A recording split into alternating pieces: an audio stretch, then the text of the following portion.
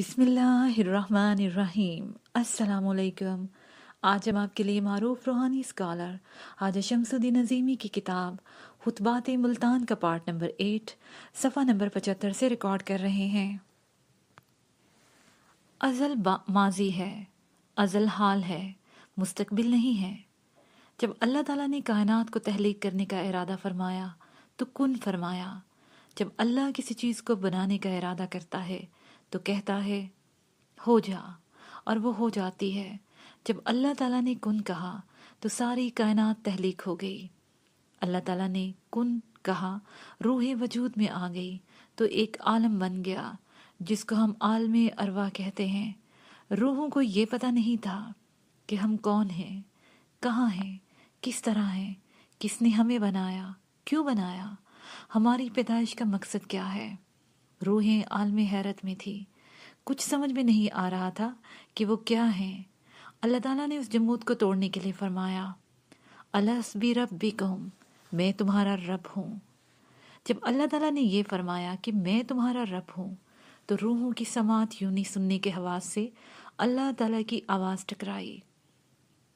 जैसे ही अल्लाह ताला की आवाज़ कानों से टकराई, कानों का मुजाहरा हो गया, यानी रूहें अपने कानों से वाकिफ हो गईं। देखिए, मैं यहाँ बैठा हूँ, मैं आवाज़ देता हूँ, प्रोफेसर जामी साहब, आप सोचेंगे कि आवाज़ कहाँ से आई, किसने मुझे पुकारा। तो जब अल्लाह ताला की आवाज़ रूह ने सुनी तो रूहें अल्लाह ताला की तरफ मतवज्जा हुईं।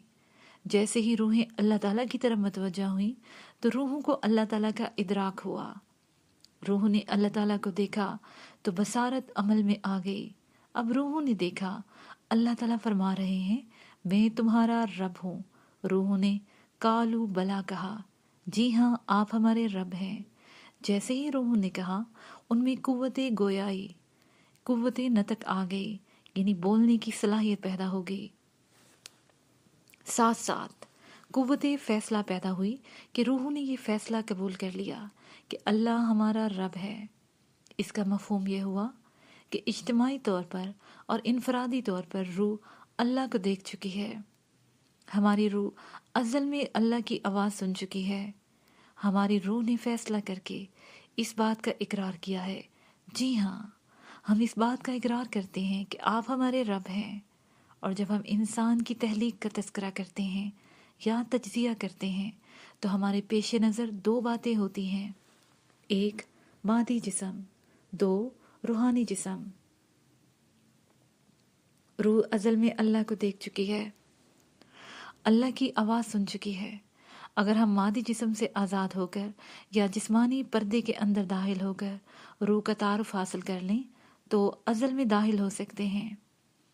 रसूलुल्लाह सल्लल्लाहु अलैहि वसल्लम का इरशाद गरामी है, जिसने अपने नफ्स रूह को पहचान लिया उसने अपने रब को पहचान लिया। जब आप अपनी असल यानी अपनी रूह से वाकिफ हो जाएंगे तो रूह अल्लाह को पहले ही देख चुकी है, आप भी अल्लाह को देख लेंगे। आज के दौर में साइंस का बड़ा गलगला है। साइंस की तरक्कियां भी हमारे सामने इतनी तेज़ी से आ रही हैं कि इंसान की अक्ल हैरान है। जब साइंटिस्ट मुसलसल किसी एक नुक्ते पर गौर करता है, किसी नुक्ते पर जहन मरकूज करता है, मुसलसल एक ही नुक्ते पर सोचता रहता है, उसकी सोच जब गहरी हो जाती है तो उसके अंदर का इल्म उसे बताता है कि हवाई जहाज़ इस तरह बनता है, एटम इस तरह बनता है। एटम की जो थ्योरी इंसान के पास आई तो ये उसका ज़ाहरी इल्म नहीं था, ये बातनी इल्म है। अगर एटम बम बनाना ज़ाहरी इल्म होता तो हर आदमी जो गौर फिक्र से आरी है वो भी एटम बम बना लेता। मुसलमानों की ज़िल्लत और रुसवाई का सबब ही ये है कि मुसलमानों ने अपने इस्लाफ के तफक्कर को, अपने इस्लाफ की रिसर्च को, अपने इस्लाफ की इजादात को नज़रअंदाज करके सती सोच को अपना लिया है। और कौम इज्तिमाई सोच ना होने के सबब देवबंदी, बरेलवी, शिया, सुन्नी वगैरह फ़िरक़ों में तकसीम हो गई है, जो कुरान के हुक्म के खिलाफ है। अल्लाह ताला फरमाते हैं, और अल्लाह की रस्सी को मुत्तहिद होकर मजबूती से पकड़ लो, तफरका में ना डालो। उस वक़्त ये सूरत है कि मुसलमान फ़िरक़ों से पहचाना जाता है। जब से मुसलमान ने तफक्कुर छोड़ा है اور اپنے اسلاف کی اجتماعی روایات سے منہ موڑ لیا ہے، مسلمانوں نے اپنے وجود کو خطرے میں ڈال دیا ہے۔ اگر مسلمان قوم نے اپنے بزرگوں اور اپنے اسلاف کی روایات کو نہیں اپنایا، قرآن کریم میں تفکر نہیں کیا، تو یہ قوم مزید ذلیل و خوار ہوگی اور اس پر مزید مصیبتیں نازل ہوں گی۔ یہ اللہ کا قانون ہے۔ جو قوم اپنی حالت نہیں بدلتی، اللہ تعالیٰ اسے اس کے حال پر چھوڑ دیتے ہیں۔ سوال: روحانیت میں مراقبے کی بڑی اہمیت ہے۔ درخواست ہے کہ ہمیں مراقبے کے بارے میں بتائیں کہ ہم مراقبہ کس طرح سے کریں اور اس کے کیا فوائد ہیں۔ جواب: روحانی علوم میں پہلی کلاس مراقبہ ہے۔ مراقبہ یہ ہے کہ اپنے ذہن کو ایک نقطے پر مرکوز کرنے کے لیے کنسنٹریشن کیا جائے۔ اپنی ذات کو تلاش کرو، اپنی انا کا کھوج لگاؤ، ان عوامل کو تلاش کرو جن عوامل کی بنیاد پر آپ کی زندگی قائم ہے۔ بتائیے، آپ کھانا کیوں کھاتے ہیں؟ کھانا اس لیے کھاتے ہیں کہ بھوک لگتی ہے۔ بھوک کو کیا آپ انفارمیشن نہیں کہہ سکتے؟ آپ کو ایک ایسی اطلاع ملی کہ جسم کو کھانے کی ضرورت ہے۔ اگر آپ کو اس اطلاع کو قبول نہیں کرتے تو کمزوری ہوتی، چکر آنا شروع ہو جاتے۔ کھانا کھانے کے بعد ہم ٹھیک ہو جاتے ہیں۔ بھوک ایک انفارمیشن ہے۔ میرا آپ سے سوال ہے کہ بھوک کی انفارمیشن کیا ہے؟ کوئی اسٹوڈنٹ اس انفارمیشن کی تشریح کر سکتا ہے؟ دوسرا سوال یہ ہے کہ انفارمیشن کہاں سے آتی ہے؟ جواب: کھانے کی اطلاع ہمیں روح نے دی۔ دوسرا سوال یہ ہے کہ انفارمیشن کہاں سے آتی ہے؟ جواب: کھانے کی اطلاع ہمیں روح نے دی۔ انفارمیشن براہ راست روح سے آئی ہے۔ پانی پینے کا تقاضا کہاں سے آیا؟ روح سے۔ میرا سوال ہے کہ آپ کو پتا ہے روح کیا ہے؟ کبھی دیکھا ہے روح کو؟ کبھی روح کے بارے میں سوچ بچار کی ہے؟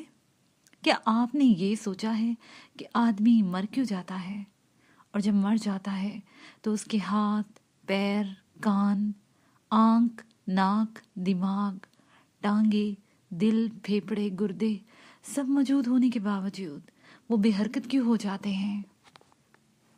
دیکھیے، ہمارا مشاہدہ ہے کہ جب جسم سے روح نکل جاتی ہے تو جسمانی تقاضے ختم ہو جاتے ہیں۔ بات یہ ہے کہ ہم نے نقل کو ہی سب کچھ سمجھ لیا ہے، لیکن ہمارے اسلاف، ہمارے بزرگ، ہمارے صحابہ اکرام رضی اللہ عنہ، ہمارے بزرگ تابعین اور تبع تابعین اس بات کو جانتے تھے کہ جسم روح کا لباس ہے، جسم روح کا میڈیم ہے، روح جسم کو میڈیم بنا لیتی ہے۔ ہمارے بزرگوں کو روحانی علوم حاصل تھے، لہٰذا انہوں نے اپنا کھوج لگایا۔ اس سے بڑا بیوقوف آدمی دنیا میں کوئی نہیں جو اصل اور نقل میں فرق نہ کرے۔ روح کا سمجھنا اتنا مشکل مسئلہ نہیں ہے۔ مشکل مسئلہ یہ ہے کہ ہم اپنی اصل سے واقف نہیں ہونا چاہتے۔ دنیاوی علوم سیکھنے کے لیے ہم 25 سال تعلیم حاصل کرتے ہیں، لیکن اپنی اصل سے واقف ہونے کے لیے ہمارے پاس 25 دن بھی نہیں ہیں۔ یہی وہ بد نصیبی ہے جس کی وجہ سے مسلمان ساری دنیا میں ذلیل و خوار ہو رہے ہیں۔ اگر ہم اپنی اندرونی واردات اور کیفیات سے واقف ہونے کے لیے، اپنی روح کی صلاحیتوں کو استعمال کرنے کے لیے اپنے اندر کا کھوج لگائیں تو بہت آسانی سے روح کا ادراک ہو جائے گا۔ سوال: السلام علیکم، میرا سوال یہ ہے کہ کیا میں اپنی روح سے رابطہ کر سکتی ہوں؟ جواب: میری والدہ صاحب کا انتقال ہو گیا ہے، اللہ تعالیٰ انہیں جنت نصیب کرے۔ مجھے یاد آتی ہیں، اماں میری رہنمائی کرتی ہیں۔ جب بھی مجھے کوئی پریشانی ہوتی ہے میں خواب میں اماں کو دیکھتا ہوں اور وہ میری نگرانی کرتی ہیں۔ جب میں کچھ گڑبڑ کرتا ہوں تو وہ مجھے گھورتی ہیں۔ اماں کی روح کے ساتھ میرا رابطہ ہے۔ آپ خواب میں اپنے کسی مرحوم بزرگ کو دیکھتے ہیں تو دراصل ان کی روح سے رابطہ ہوتا ہے۔ جب خواب میں آپ کا روح سے رابطہ ہو سکتا ہے تو بیداری میں آپ مشق کر لیں تو بیداری میں بھی روح سے رابطہ ہو سکتا ہے۔ سوال: محترم عظیمی صاحب، خواب میں ایک آدمی 5 منٹ سوتا ہے اور خواب دیکھتا ہے۔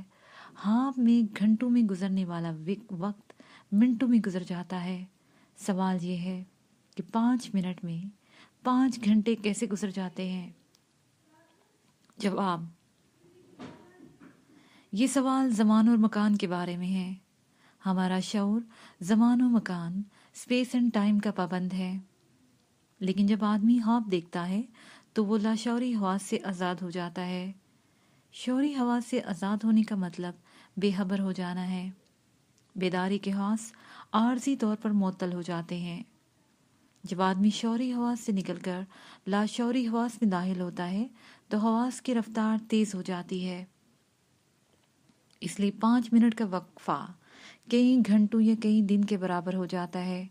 ख्वाब का मतलब यह है कि शौरी हवास से निकलकर लाशौरी हवास में दाखिल होना। बेदारी में ज़मान और मकान का गलबा होता है और ख्वाब में हमारे ऊपर ज़मान और मकान का गलबा टूट जाता है और घंटों का सफ़र मिनटों में तय हो जाता है। मुर्शिद करीम कलंदर बाबा ओलिया रहमुल्लाह किताब लोहो कलम में फरमाते हैं, बेदारी की तरह नींद में भी इंसान कुछ ना कुछ करता रहता है, लेकिन वो जो कुछ करता है उससे वाकिफ नहीं होता। सिर्फ ख्वाब की हालत ऐसी है कि जिसका उसे इल्म होता है, यानी वो इस बात से वाकिफ होता है कि वो सो रहा है। ज़रूरत इसकी है कि हम ख्वाब के अलावा नींद की बाकी हरकत से किस तरह मुतला हों। इंसान की ज़ात नींद में जो हरकत करती है, अगर किसी हाफजा किसी तरह इस लायक हो जाए, अगर उसका हाफजा किसी तरह इस लायक हो जाए कि इसको याद रख सके, तो हम बाकायदगी से एक रिकॉर्ड रख सकते हैं। हाफजा किसी नक्श को उस वक़्त याद रखता है जब वो गहरा हो। ये मुशाहिदा है कि बेदारी की हालत में हम जिस चीज़ की तरफ मतवज्जा होते हैं हम उसे याद रखते हैं, और जिस चीज़ की तरफ मतवज्जा नहीं होते उसे भूल जाते हैं। अल्लाह ताला हम सबको रूहानी उलूम सीखने और समझने की तौफीक अता फरमाए। आमीन। अस्सलामु अलैकुम वरहमतुल्लाह। फितरत और जबिल्लत। बिस्मिल्लाहिर्रहमानिर्रहीम। आज के लेक्चर में फितरत और जबिल्लत की तशरीह की जाएगी। आदमी और हैवानात में इम्तियाज़ करने वाली एजेंसी इंसान के अंदर उलूम सीखने की सलाहियत है। हैवानात में भी इल्म होता है, मसलन खाना पीना, बच्चों की परवरिश करना, रोज़ी तलाश करना, इस बात का इदराक होना कि हमें कौन सी चीज़ खानी है और कौन सी चीज़ नहीं खानी चाहिए। ये सब इल्म है। लेकिन जब आदमी और हैवानात का तज्जिया किया जाता है तो दो बातें बतौर खास नज़र आती हैं, एक फितरत और एक जबिल्लत। अल्लाह ताला ने कुरान पाक में इरशाद फरमाया है कि फितरत में तब्दीली नहीं होती, जबिल्लत में माशरती, मौशी, अहलाकी, गैर अहलाकी, इसारो हलूस और खुदगर्जी जैसे वो तमाम अमाल आ जाते हैं जिनमें आदमी और हैवान जिंदा रहते हैं। जबिल्लत में हैवानात और आदमियों में हमें कोई फ़र्क नज़र नहीं आता। अगर जबिल्ली तौर पर इंसानी माँ में बच्चे की परवरिश करने के लिए ममता के जज्बात हैं, तो एक बिल्ली में भी वो तमाम जज्बात और एहसासात मौजूद हैं जो एक इंसान की माँ में होते हैं। आदमी सोता है, सोने के बाद जागता है, जागने के बाद सोता है। ये सोने जाने का अमल हैवानात में भी है। आदमी को भूख लगती है, वो कुछ खाता है। हैवानात को भी भूख लगती है। आदमी को प्यास लगती है, वो पानी पीता है, और हैवानात भी पानी पीते हैं। इसमें कोई तहसीस नहीं कि वो चौपाए हों, परिंदे हों, यानी इंसान और हैवानात जबिल्ली तौर पर एक ही कुंबे के अफराद हैं। शक्ल व सूरत अलग अलग हैं, लेकिन सब एक ही कुंबे के अफराद हैं। फिर फितरत से मुराद ये है कि अल्लाह ताला ने तहलीक में जो फार्मूले या इक्वेशंस मुतय्यन कर दिए हैं उनमें किसी किस्म की कोई तब्दीली नहीं होती। दिमाग सबका है, हाथ पैर सबके हैं। परिंदों के 2 पर होते हैं, 2 पंजे होते हैं। आदमी के 2 हाथ हैं, 2 पैर होते हैं। अल्लाह ताला फरमाते हैं, हमने पुतला बनाया, गारे से बनाया, मट्टी से बनाया, खनखनाती बजनी मट्टी से बनाया। खनखनाती बजनी मट्टी से मुराद हला है। बजने वाली चीज़ में हला होता है। एक ढोल है, ڈول کے دونوں طرف چمڑا منڈا ہوا ہوتا ہے، بیچ میں ہلا ہوتا ہے۔ جتنا زیادہ ہلا ہوتا ہے اتنی زیادہ آواز ہوتی ہے۔ اسی طرح بانسری ہے، بانسری میں اگر ہلا نہ ہو اور سراخ نہ ہو تو آواز نہیں نکلتی۔ اللہ تعالیٰ فرماتے ہیں ہم نے انسان کو بجنی مٹی سے بنایا، ہلا سے بنایا۔ اگر ہلا نہیں ہوگا تو اس کے اندر کوئی دوسری چیز داخل نہیں ہوگی۔ ہم نے انسان کو سڑے ہوئے گاڑے سے بنایا، بجنی مٹی سے بنایا، اور اس کے اندر ہم نے اپنی روح پھونک دی، اپنی جان ڈال دی۔ یوں سمجھیے کہ اللہ تعالیٰ اس مخلوق سے جو کام لینا چاہتے تھے اس کی مناسبت سے صلاحیتیں ودیعت کر دیں۔ حضرت آدم علیہ السلام کی تخلیق ہو گئی اور اللہ تعالیٰ نے اس کے پتلا میں روح ڈال دی، تو اللہ تعالیٰ نے آدم علیہ السلام کو فرشتوں کے سامنے پیش کیا۔ فرشتوں نے کہا یہ ہونہار آوا کرے گا اور فساد برپا کرے گا۔ اللہ تعالیٰ نے آدم علیہ السلام کو علم الاسماء سکھایا اور آدم علیہ السلام سے کہا جو کچھ ہم نے تمہیں سکھایا ہے وہ تم فرشتوں کے سامنے بیان کرو۔ آدم علیہ السلام نے فرشتوں کے سامنے علم الاسماء بیان کیا تو فرشتوں نے کہا ہم تو اتنا ہی جانتے ہیں جتنا آپ نے ہمیں سکھا دیا ہے۔ یعنی انہوں نے اس بات کا اعتراف کیا کہ آدم علیہ السلام ہم سے زیادہ علم جانتا ہے۔ فطری لحاظ سے آدم کی تخلیق میں جو اہم عنصر ہے وہ حسوسی علم ہے، جو علم فرشتے بھی نہیں جانتے، ایسا علم جو جنات بھی نہیں جانتے۔ آدم علیہ السلام کی خصوصیت یہ ہوئی کہ آدم علیہ السلام وہ علم جانتے ہیں جو کائنات میں کوئی دوسری مخلوق نہیں جانتی۔ اگرچہ کائنات میں ہر مخلوق علم جانتی ہے، لیکن علم الاسماء اللہ تعالیٰ نے صرف آدم علیہ السلام کو سکھایا ہے۔ اس علم کی افادیت کے پیش نظر ہم کہہ سکتے ہیں کہ جو کائنات نہیں جانتی وہ آدم علیہ السلام کو اللہ تعالیٰ نے سکھا دیا ہے۔ جس وقت آدم علیہ السلام کو یہ علم سکھایا گیا، اس وقت سیاق و سباق سے یہ معلوم ہوتا ہے کہ آدم علیہ السلام کے سامنے اللہ تعالیٰ تھے۔ یعنی آدم علیہ السلام نے اللہ کو دیکھا اور اللہ تعالیٰ کی دی ہوئی تعلیمات کو قبول کیا اور اللہ تعالیٰ کے سکھائے ہوئے علم کو سیکھا۔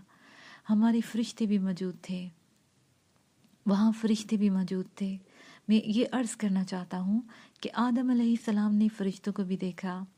تیسری بات یہ ہے کہ جب فرشتوں نے آدم علیہ السلام کو سجدہ کیا اور ابلیس نے آدم کو سجدہ نہیں کیا تو اس وقت آدم علیہ السلام کے سامنے جنات بھی تھے۔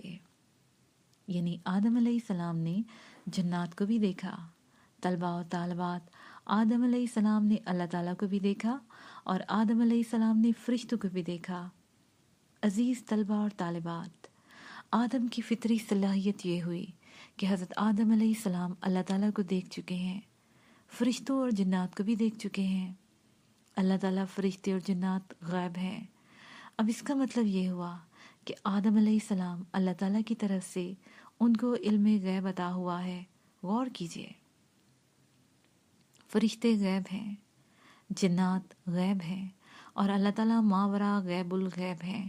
اب سمری یہ بنی کہ روح میں غیب بینی یا فطرت بینی کی صلاحیت موجود ہے جو اسے اللہ تعالیٰ کی طرف سے ودیعت ہوئی ہے۔ اللہ تعالیٰ نے انسان کے اندر ایسا چپ لگا دیا ہے جو غیب کا مشاہدہ کرتا ہے۔ بہت سارے تصوف کے بارے میں آپ نے سنا ہوگا، یہودی تصوف، عیسائی تصوف، ہندو تصوف، یوگا تصوف، بدھ تصوف۔ لوگوں نے تصوف کے نام رکھ دیے ہیں، لیکن ہر مذہب میں تصوف کے بارے میں بتایا جاتا ہے کہ تصوف سے تزکیہ نفس ہوتا ہے۔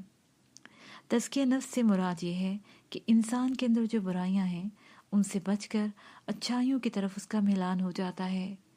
انسان جھوٹ نہیں بولتا، چوری نہیں کرتا، حق تلفی نہیں کرتا، ملاوٹ نہیں کرتا، حقوق العباد پورے کرتا ہے، اللہ اور اس کے رسولوں کی تعلیمات پر صدقے دل سے عمل کرتا ہے، تفرقے نہیں ڈالتا، نیک کاموں کی ترغیب دیتا ہے، نماز پڑھتا ہے، روزے رکھتا ہے، خیرات کرتا ہے۔ اب اگر ہم تصوف کا مطلب تزکیہ نفس لیں، آپ عیسائی، یہودی، ہندو اور کسی بھی مذہبی پیروکار یا کافر سے بھی پوچھیں بھائی جھوٹ بولنا کیسا ہے، وہ کبھی یہ نہیں کہے گا کہ جھوٹ بولنا اچھی بات ہے۔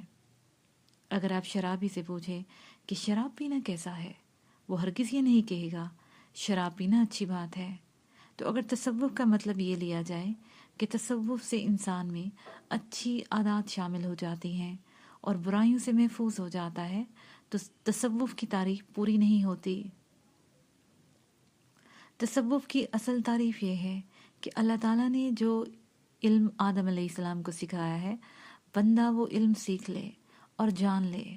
تصوف وہ علم ہے جس کی بنیاد پر آدم علیہ السلام نے اللہ تعالیٰ کو دیکھا، فرشتوں کو دیکھا، جنات کو دیکھا، اور جس علم کی بنیاد پر اللہ تعالیٰ نے آدم علیہ السلام کو اپنی نیابت اور خلافت کے اختیارات عطا فرمائے ہیں۔ میرے نزدیک تصوف کی تعریف یہ کہ تصوف وہ علم ہے جو انسان کے باپ حضرت آدم علیہ السلام کو اللہ تعالیٰ نے سکھایا۔ حضرت آدم علیہ السلام کے حوالے سے پوری نوع انسانی کا علمی ورثہ ہے۔ حضرت آدم علیہ السلام دنیا میں آئے، نسل چلی، حابیل قابیل کا واقعہ پیش آیا۔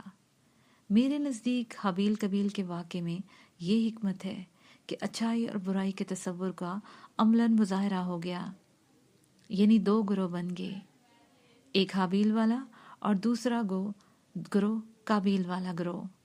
حابیل اور قابیل کے واقعے کے بعد نوع انسانی میں بنیادی تبدیلی یہ آئی کہ انسان کے اندر اچھائی اور برائی کا تصور واضح ہو گیا۔ حضرت آدم علیہ السلام نے حابیل قابیل کے واقعے میں اچھائی کو پسند کیا اور قتل کو ناپسند کیا۔ حضرت آدم علیہ السلام سے پیغمبری کا سلسلہ شروع ہوا۔ روایت ہے کہ 1,24,000 پیغمبر تشریف لائے ہیں۔ ہو سکتا ہے کہ 1,24,000 سے زیادہ آئے ہوں یا کم تشریف لائے ہوں، یہ ایک روایت ہے۔ قرآن پاک میں جن پیغمبروں علیہ السلام کا اللہ تعالیٰ نے تذکرہ فرمایا ہے، ان کے اسماء گرامی یہ ہیں: حضرت آدم علیہ السلام، حضرت نوح علیہ السلام، حضرت ادریس علیہ السلام، حضرت ہود علیہ السلام، حضرت صالح علیہ السلام، حضرت ابراہیم علیہ السلام، حضرت اسماعیل علیہ السلام، حضرت اسحاق علیہ السلام، حضرت لوط علیہ السلام، حضرت یعقوب علیہ السلام، حضرت یوسف علیہ السلام، حضرت شعیب علیہ السلام، حضرت موسیٰ علیہ السلام، حضرت ہارون علیہ السلام، حضرت یوشع علیہ السلام، حضرت حزقیل علیہ السلام، حضرت الیاس علیہ السلام، حضرت الیسع علیہ السلام، حضرت شمول علیہ السلام، حضرت داؤد علیہ السلام، حضرت ذوالکفل علیہ السلام، حضرت سلیمان علیہ السلام، حضرت ایوب علیہ السلام، حضرت یونس علیہ السلام، حضرت عزیر علیہ السلام، حضرت زکریا علیہ السلام، حضرت یحییٰ علیہ السلام، حضرت ذوالقرنین علیہ السلام، حضرت عیسیٰ علیہ السلام، آخری نبی حضرت محمد صلی اللہ علیہ وآلہ وسلم۔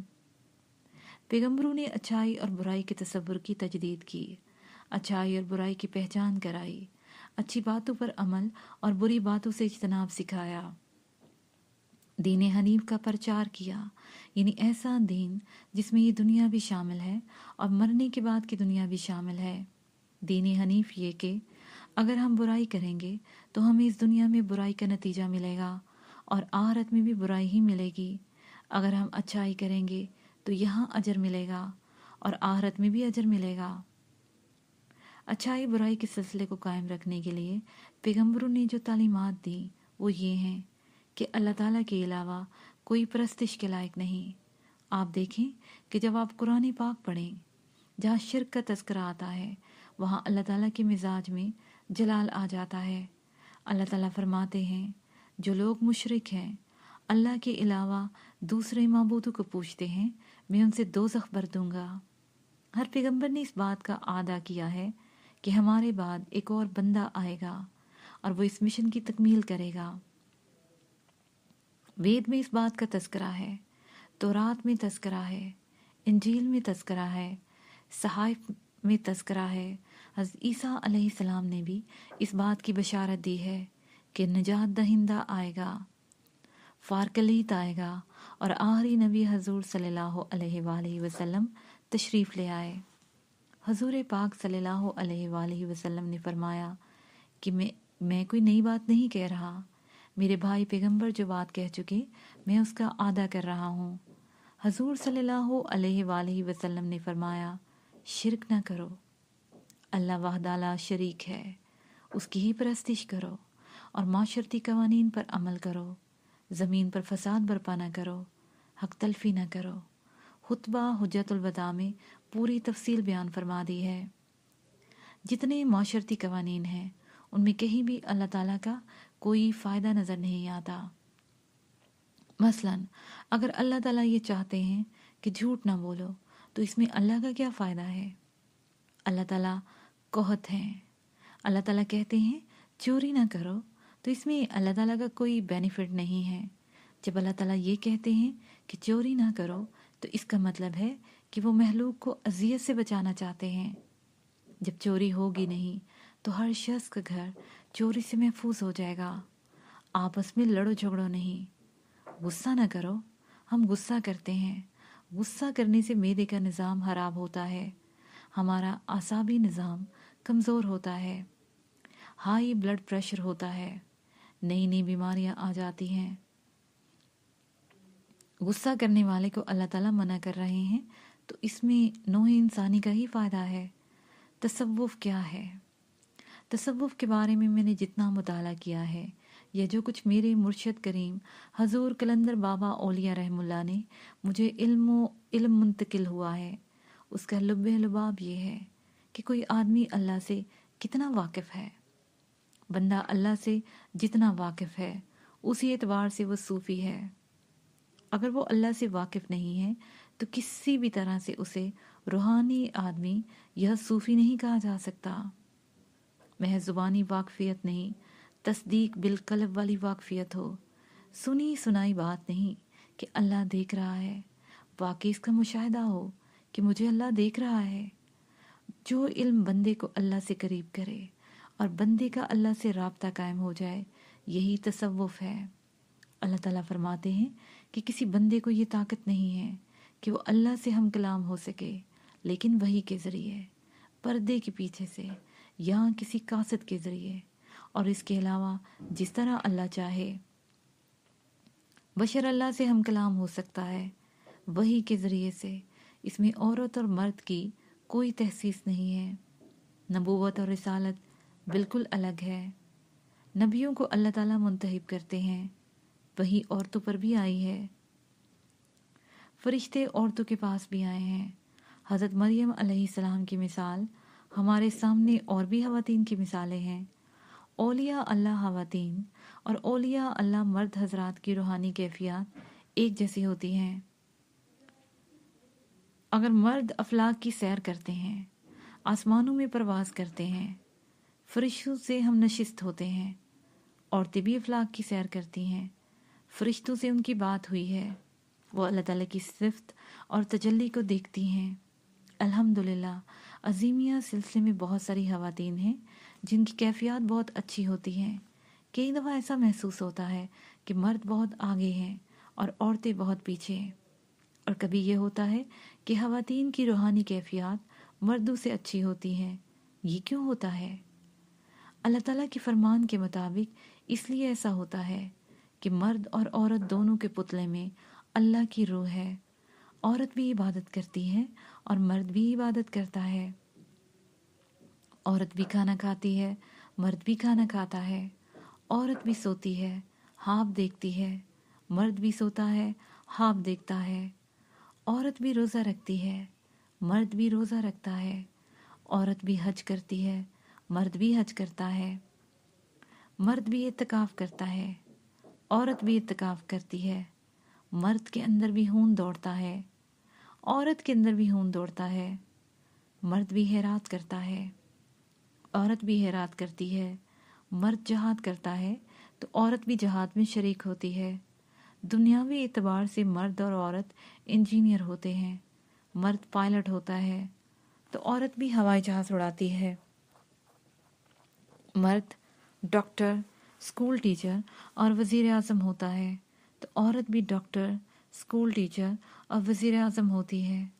اللہ تعالیٰ نے مردوں کو علم سیکھنے کی صلاحیت دی ہے تو عورتوں میں بھی علم سیکھنے کی پوری صلاحیت موجود ہے۔